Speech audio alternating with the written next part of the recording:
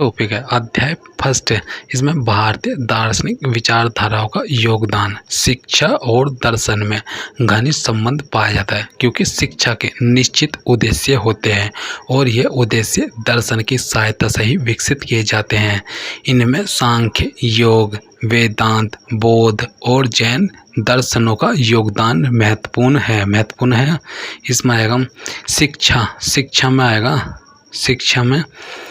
शिक्षा एजुकेशन। शिक्षा जीवन की वह विशिष्ट प्रक्रिया है जो निरंतर जीवन में एक जीवन को नया रूप या नया नाम प्रदान करती है। किसी भी दर्शन के निर्धारण तथा विकास के लिए पर्याप्त सूक्ष्म निरीक्षण, मनन तथा चिंतन की आवश्यकता होती है। शिक्षा में दार्शनिक सिद्धांतों को मूर्त रूप शिक्षा की प्रक्रिया के माध्यम से ही दिया जाता है। दर्शन से संबंध बनाए बिना शिक्षा की प्रक्रिया उत्तम रीति से नहीं चल सकती। शिक्षा का शब्द प्रयोग अनेक अर्थों में किया जाता है। शाब्दिक अर्थ के अनुसार शिक्षा एक विकास संबंधी प्रक्रिया है, अर्थात शिक्षा मानव जीवन में निरंतर प्रभावमान प्रक्रिया है। इस विकास की गति एवं प्रकृति को समझने के लिए शिक्षा की सामग्री का ज्ञान होना परम आवश्यक है। शिक्षा को आंग्ल भाषा में एजुकेशन कहते हैं। एजुकेशन शब्द की उत्पत्ति निम्नलिखित शब्दों से हुई है। शिक्षा शब्द की उत्पत्ति लैटिन भाषा से हुई है। लैटिन भाषा के एडुकेटम शब्द का अर्थ है शिक्षित करना। प्रत्येक बालक के अंदर जन्म से ही कुछ जन्मजात प्रवृत्तियां होती हैं। जैसे जैसे बालक वातावरण के संपर्क में आता जाता है वैसे वैसे उसकी शक्तियों को अंदर से बाहर की ओर विकसित करना ही शिक्षा है।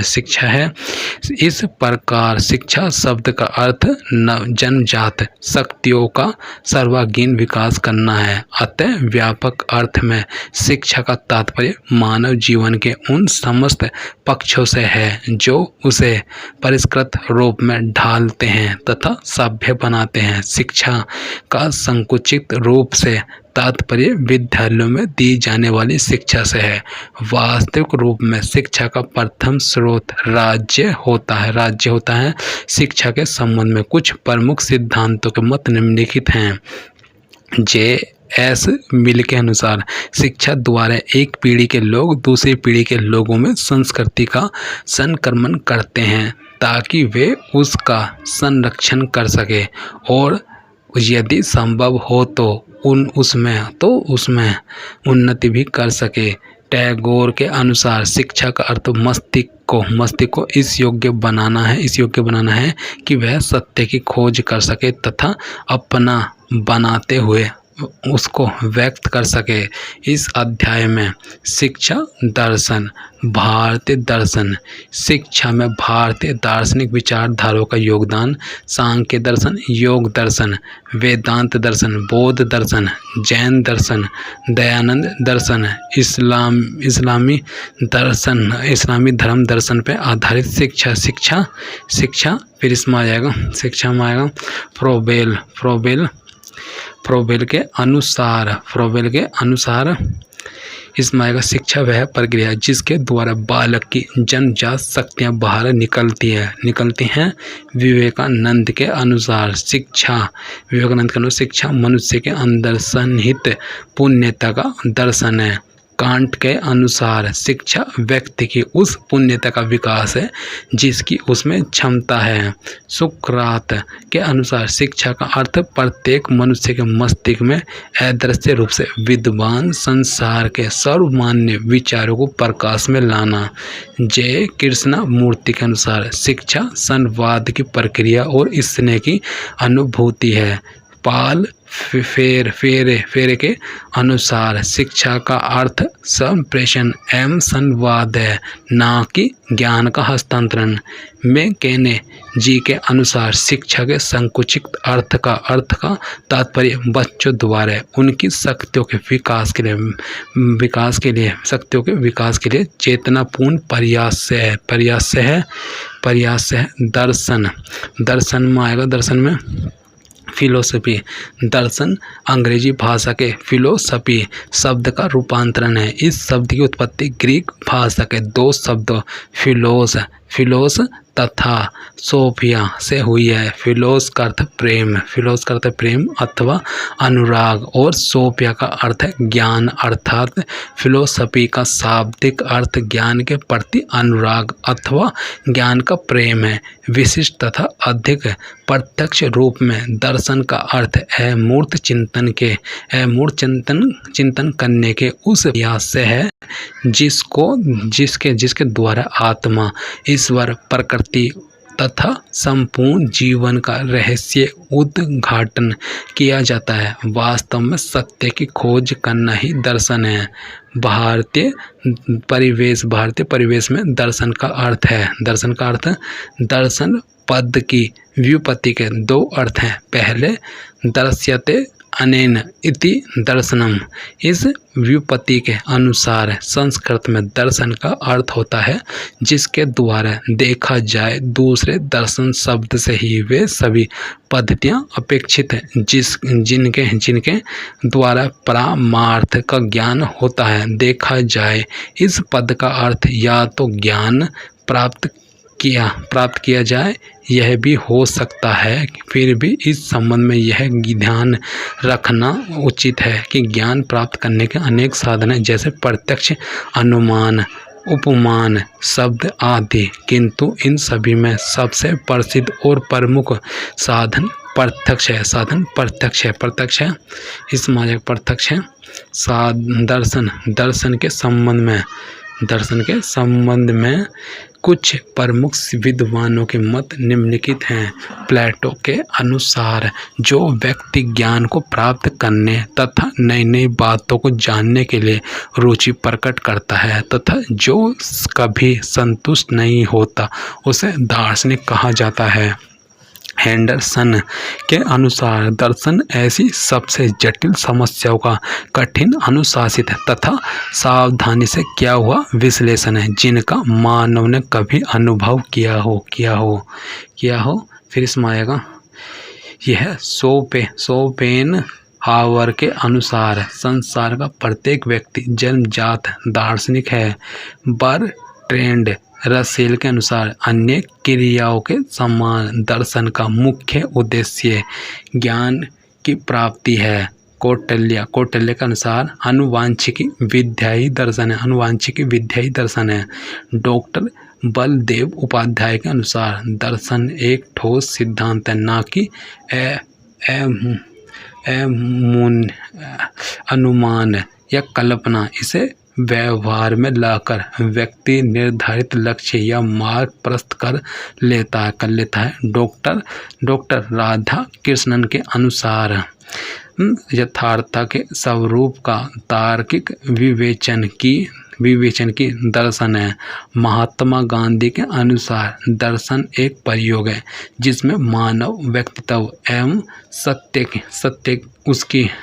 उसकी विषय वस्तु होती है और उसको जानने के लिए हम प्रमाण एकत्रित करते हैं।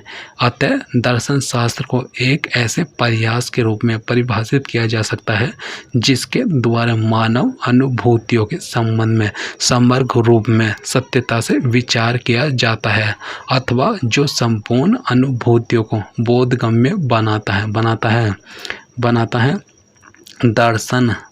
दर्शन के प्रकार एवं प्रकार्य दर्शन के प्रमुख प्रकार निम्नलिखित हैं। आदर्शवाद या विचारवादी, भौतिक या प्रकृतिवादी, बहुवादी या अनेकेश्वरवादी। दर्शन के प्रमुख प्रकार्य निम्नलिखित हैं।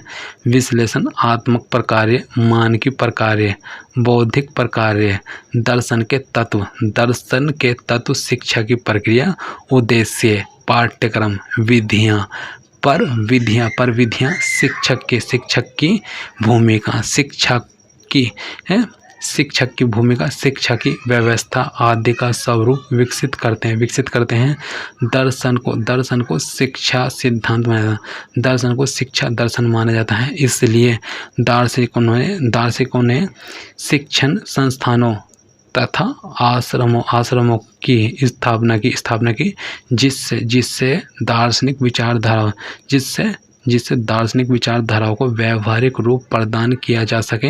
दर्शन केवल मीमांसा का ही विषय नहीं है, अपितु इसका जीवन से सीधा संबंध होता है।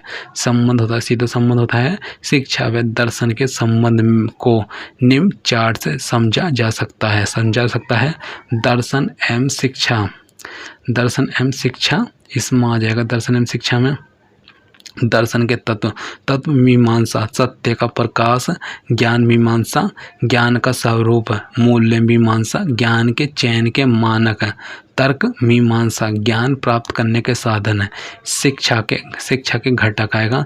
शिक्षा के लक्ष्य एवं उद्देश्य, शिक्षा की प्रक्रिया, पाठ्यक्रम का स्वरूप, शिक्षण की विधियाँ, शिक्षण की परविधियाँ, शिक्षक की भूमिका, विद्यालय की प्रबंधन, परीक्षा प्रणाली, दर्शन के तत्वों का संबंध सत्य के प्रत्यय से होता है, जिसे तत्वमीमांसा कहा जाता है। ज्ञान के प्रत्यय का संबंध ज्ञान मीमांसा से होता है। ज्ञान को अर्जित करने की प्रक्रिया तार्किक चिंतन पर आधारित होती है, जिसमें आगमन व निगमन चिंतन को प्राथमिकता दी जाती है। ज्ञान के चयन के लिए जो मानक प्रयोग किए जाते हैं उन्हें भारतीय दार्शनिक विचारधाराओं का योगदान मूल्य कहा जाता है। इसका विवेचन मूल्य मीमांसा के अंतर्गत होता है। मूल्यों के प्रति प्रतिबद्धता, संवेदनशीलता तथा आचरण की आवश्यकता होती है। दर्शन ये सभी तत्व शिक्षा के घटकों के स्वरूप को आधार प्रदान करते हैं। दर्शन के तत्व शिक्षा के घटक हैं। यह दर्शन के तत्व मीमांसा, ज्ञान मीमांसा, मूल्य मीमांसा, तर्क मीमांसा शिक्षा के घटक हैं। शिक्षा प्रक्रिया, उद्देश्य, पाठ्यक्रम, विधियाँ परविधियाँ, शिक्षक छात्र भूमिका, विद्यालय अनुशासन, दर्शन के तत्व एवं शिक्षा के घटकों में संबंध, दर्शन के तत्व एवं शिक्षा के घटकों में संबंध, दर्शन के कार्य निम्नलिखित हैं। दर्शन व्यक्ति की जिज्ञासा की तृप्ति करके ज्ञान प्राप्त करने में सहायता प्रदान करता है। यह शब्दों और अर्थों का विश्लेषण करके कार्य की सही दिशा निश्चित करता है। यह वास्तविक सत्य की खोज का प्रयास करता है तथा विभिन्न विद्वानों द्वारा प्राप्त सत्यों में अंतर विरोधी को यह दूर करता है। यह ध्यान को केंद्रित करने में व्यक्ति की सहायता करता है। सांस्कृतिक इच्छाएं एवं इंद्रिय जनित कामनाएं, संयम पर प्राणायाम धारणा द्वारा चित्तवृत्तियों का विरोध करना संभव है तथा इस कार्य में दर्शन सहायता करता है। जीव जगत सतत व सत्य चित्त आनंद आत्मानन परमामन मनस आदि से संबंधित प्रश्नों का समाधान ढूंढने का प्रयास करता है। यह मानव जीवन के आदि अंत पर विचार करके जीवन को उद्देश्यपूर्ण बनाता है। यह जीवन की विभिन्नताओं और विसंगतियों को सामंजस्य में लाने का प्रयास करता है। यह तथ्यों का मात्र संग्रह न करके उनमें व्याप्त संबंधों को देखता है तथा प्रत्येक अनुभव गम्य वस्तु की आत्मा को देखने का प्रयास करता है। दर्शन, भारतीय दर्शन, इंडियन फिलोसफी इतिहास इस बात का साक्षी है कि भारत ही नहीं बल्कि पूरी दुनिया के प्राचीनतम ग्रंथ वेद ही हैं। भारतीय दर्शन का स्रोत वेद है। वेद कोई दार्शनिक ग्रंथ नहीं है वरन दर्शनों के आधारभूत ग्रंथ हैं। वेदों ने बाद के भारतीय दर्शनों पर अत्यधिक प्रभाव डाला, जिन्हें आज हम षड दर्शन कहते हैं। वे सभी वेदों को मानने वाले हैं। यदि कुछ दर्शन वेदों को नहीं मानते, इनमें चार्वाक, बौद्ध तथा जैन शामिल है। इस दृष्टि से भी वेदों का महत्व है, क्योंकि भारत में जो चिंतन हुआ वह या तो वेदों के समर्थन के लिए या खंडन के लिए उल्लेखनीय है कि पहले नास्तिक शब्द वेद निंदक के लिए प्रयुक्त होता था, किंतु बाद में इसका अर्थ अनिश्वरवादी हो गया। फिर इसमें आएगा महत्वपूर्ण तथ्य में श्रीमद् भागवत गीता नीति शास्त्र का विश्वविख्यात ग्रंथ है। गीता का मुख्य संदेश निष्काम कर्म है, अर्थात बिना फल की इच्छा किए हुए कर्म करना चाहिए। गीता में ज्ञान, भक्ति एवं कर्म 3 मार्गों की महिमा बताई गई है। चार्वाक दर्शन भौतिकवादी दर्शन है। इसके अनुसार जड़ जगत सत्य है और यह वायु, अग्नि, जल तथा पृथ्वी इन 4 भौतिक तत्वों से बना है। चेतना की उत्पत्ति भौतिक तत्व से ही है। जैन दर्शन के अनुसार प्रत्यक्ष के अतिरिक्त अनुमान एवं शब्द भी प्रमाण है।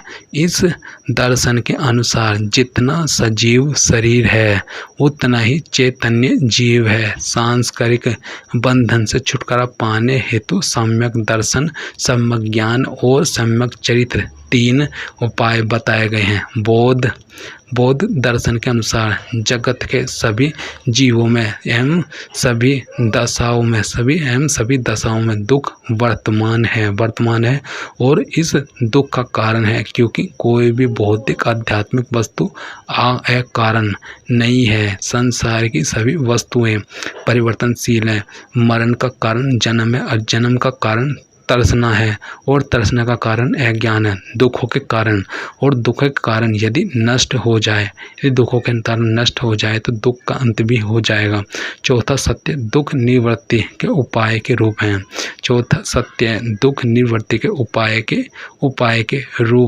हैं।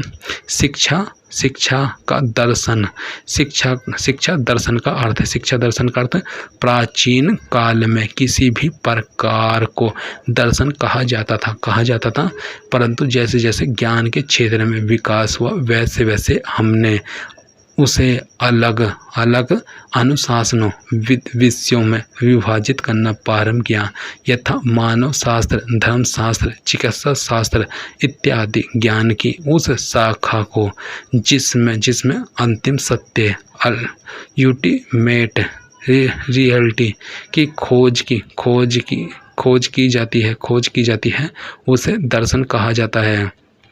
सर जॉन एडम्स के अनुसार शिक्षा दर्शन का क्रियात्मक पहलू है। यह दार्शनिक विश्वास का सक्रिय पहलू तथा जीवन के आदर्श को वास्तविक रूप देने का क्रियात्मक साधन है। सामान्यतः शिक्षा वह प्रभाव है जो किसी प्रबल विश्वास से युक्त व्यक्ति द्वारा दूसरे व्यक्ति पर इस उद्देश्य से डाला जाता है कि दूसरा व्यक्ति भी उसी विश्वास को ग्रहण कर ले। एडम्स ने शिक्षा विषय के अनेक विश्लेषण में निम्नलिखित बातें रखी।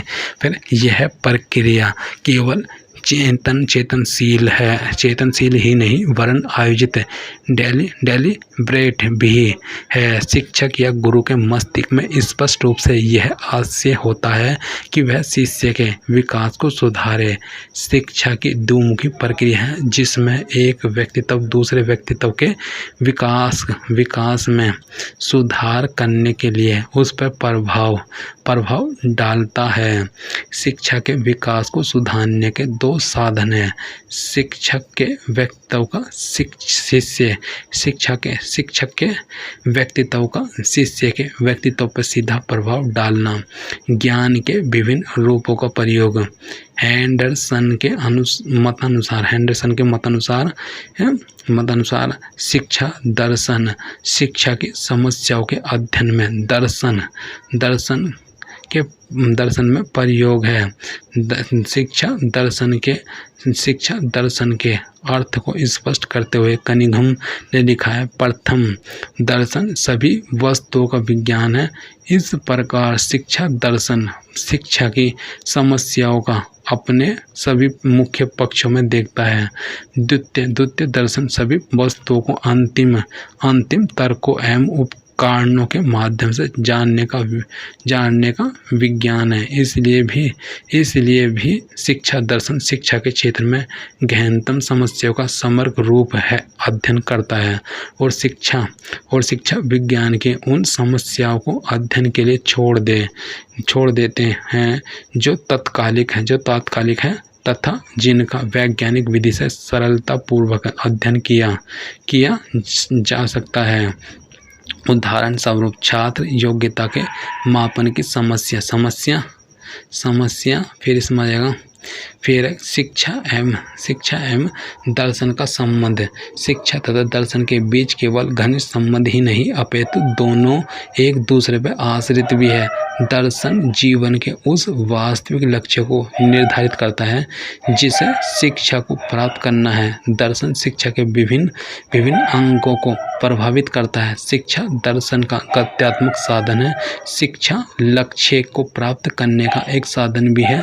शिक्षा शास्त्री समय समय पर दार्शनिकों के सम्मुख प्राय ऐसी नई तथा कठिन समस्या को सुलझाने के लिए प्रस्तुत करते हैं जो उन्हें अध्यापन कार्य के समय कठिनाई देती है।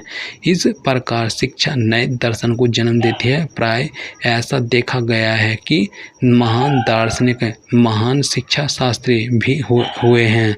सभी दार्शनिकों ने अपने अथवा व्यावहारिक रूप देने के लिए अंत में शिक्षा का ही आश्रय लिया है।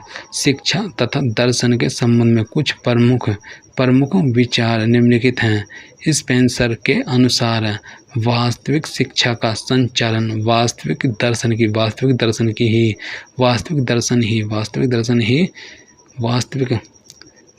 ही कर सकता है।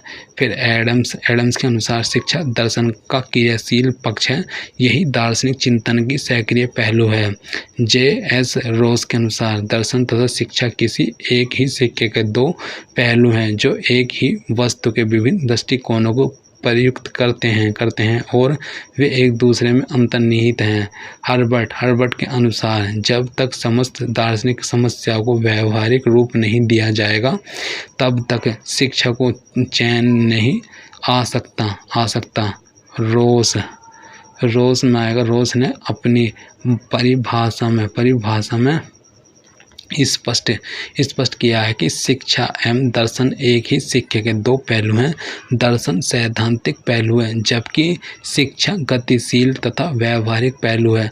दोनों एक दूसरे के पूरक हैं। दर्शन तब तक अधूरा रहता है जब तक उसकी व्यावहारिकता ना हो और शिक्षा का स्वरूप बिना दर्शन के विकसित नहीं किया जा सकता। शिक्षा से संबंधित मूल प्रश्नों का उत्तर दर्शन ही देता है। जैसे शिक्षा क्यों दी जानी चाहिए, गणित क्यों पढ़ाया जाना चाहिए, शिक्षा के पाठ्यक्रम का स्वरूप क्या हो, शिक्षा की प्रक्रिया क्या हो, फिर शिक्षक की क्या भूमिका होनी चाहिए। फिर आएगा शिक्षा दर्शन के सरोकार व क्षेत्र। फिर इसमें शिक्षा और दर्शन के सरोकार व क्षेत्र। सरोकार शिक्षा दर्शन शिक्षा के सभी पहलुओं पर विचार करता है। इसके अंतर्गत शिक्षा का उद्देश्य क्या हो, उस उद्देश्य को प्राप्त करने के लिए क्या पाठ्यक्रम बनाया जाए तथा अंत में उद्देश्य की प्राप्ति के लिए पढ़ाने व या शिक्षा देने की विधि क्या हो सकती है इत्यादि सभी पक्षों पर विचार किया जाता है। उल्लेखनीय है कि प्रारंभिक ज्ञान को विभिन्न शाखाओं में विभाजित नहीं किया गया। फिर इसमें है नहीं किया गया नहीं कि पढ़ाने तथा शिक्षा पढ़ाने या शिक्षा देने की विधि क्या हो इत्यादि सभी पक्षों पर विचार किया जाता है। उल्लेखनीय है प्रारंभिक ज्ञान को विभिन्न शाखाओं में विभाजित नहीं किया गया था। उस समय ज्ञान की सभी शाखाएं दर्शन ही थी। थेल्स को पंचमी दर्शन का जन्मदाता माना, किंतु उसने वैज्ञानिक पद्धति अपनाई थी। अरस्तु उच्च कोटि का दार्शनिक था, किंतु इस विद्वान का जन्मदाता माना जाता है। क्षेत्र में आएगा शिक्षण विधियों के क्षेत्र में विज्ञान तो योगदान देता ही है, शिक्षा दर्शन का योगदान भी कम नहीं है। आज शिक्षा दर्शन का क्षेत्र बहुत ही विस्तृत हो गया है। आज शिक्षा दर्शन का क्षेत्र बहुत ही विस्तृत हो गया है। इसके अंतर्गत शिक्षा संबंधी समस्त तत्वों एवं समस्याओं यथा शिक्षा के उद्देश्य पाठ्यक्रम, शिक्षण विधियाँ, शिक्षालय संगठन और अनुशासन आदि का अध्ययन करते हैं। इन क्षेत्रों में शिक्षा दर्शन की भूमिका का संक्षेपित विवरण निम्न प्रकार से है। उद्देश्यों का निर्धारण। शिक्षा की प्रक्रिया में सर्वप्रथम जो बात हमारे सामने आती है वह है शिक्षा के उद्देश्यों का निर्धारण करना। अतः शिक्षा दर्शन शिक्षा के उद्देश्यों के निर्धारण में अपनी महत्वपूर्ण भूमिका निभाता है। केवल पाठ्यक्रम को बना लेने से ही उद्देश्यों की पूर्ति नहीं हो जाती, बल्कि पाठ्यक्रम का कार्य नवीन करना, उसे सफल बनाना भी आवश्यक होता है। पाठ्यक्रम को संचालित करने वाला शिक्षक होता है और इसकी सफलता शिक्षण विधियों पर ध्यान देकर उपयोगी शिक्षण विधि के प्रयोग में सहायता देता है। सामाजिक एवं सांस्कृतिक क्षेत्र। शिक्षा दर्शन सामाजिक प्रगति और सांस्कृतिक उपलब्धियों आदि के क्षेत्र में भी गहन अध्ययन और विचार करता है और उसी के अनुरूप शिक्षा के उद्देश्य, पाठ्यक्रम एवं शिक्षण विधियां आदि निर्धारित करती हैं। शिक्षालय संगठन और अनुशासन। शिक्षा दर्शन का एक विशेष महत्वपूर्ण क्षेत्र विद्यालय संगठन एवं अनुशासन आदि की समस्या का अध्ययन करना है। विद्यालय में अनुशासन का स्वरूप क्या हो अथवा अनुशासनहीनता को किस प्रकार दूर किया जाए ताकि विषयों का अध्ययन दिशा दर्शन में ही किया जाता है। शिक्षक के लिए शिक्षा दर्शन की उपदेयता में आएगा। शिक्षक के लिए शिक्षा दर्शन की उपदेयता के संबंध में कुछ प्रमुख से विद्वानों ने अपना मत इस प्रकार व्यक्त किया। जॉन डीवी के अनुसार शिक्षा दर्शन बनाए विचारों को व्यवहार की एक व्यवस्था पर लागू करना नहीं है जिसमें पूर्णतः भिन्न उद्गम और प्रयोजन होते हैं। वह तो समकालीन सामाजिक जीवन की समस्याओं के विषय में सही मानसिक और नैतिक अभिवृत्तियों के निर्माण की समस्याओं से संबंधित है। अर्थात शिक्षक शिक्षा दर्शन से शिक्षण सिद्धांत प्राप्त करता है। स्पेंसर के अनुसार केवल एक सच्चा दार्शनिक ही शिक्षा को व्यावहारिक रूप दे सकता है। वह विद्यार्थियों से कैसे व्यवहार करता है और उन्हें अपनी बात कैसे समझाता है, यह इस बात का भी निर्भर करता है कि शिक्षार्थी उसके लिए क्या है।